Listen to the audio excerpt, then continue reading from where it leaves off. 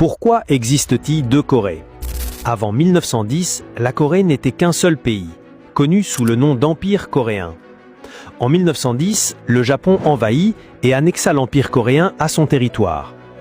En 1945, le Japon fut vaincu lors de la Seconde Guerre mondiale et se vit contraint d'abandonner la péninsule coréenne. À ce moment-là, l'Union soviétique et les États-Unis intervinrent pour en prendre le contrôle. L'Union soviétique occupa le nord, tandis que les États-Unis occupèrent le sud.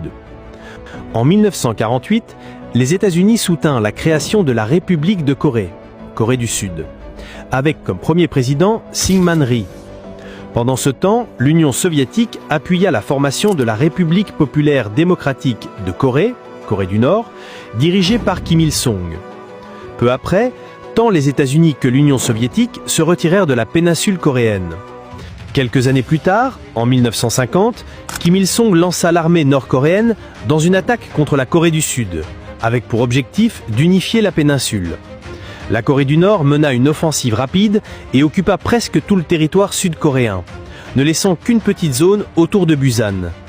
Il semblait alors que la Corée du Nord allait réussir à unifier la péninsule, mais les forces américaines et celles des Nations Unies intervinrent, repoussant l'armée nord-coréenne jusqu'à la frontière chinoise. À ce moment-là, la Chine intervint à son tour pour soutenir la Corée du Nord, repoussant les troupes ennemies jusqu'au 38e parallèle.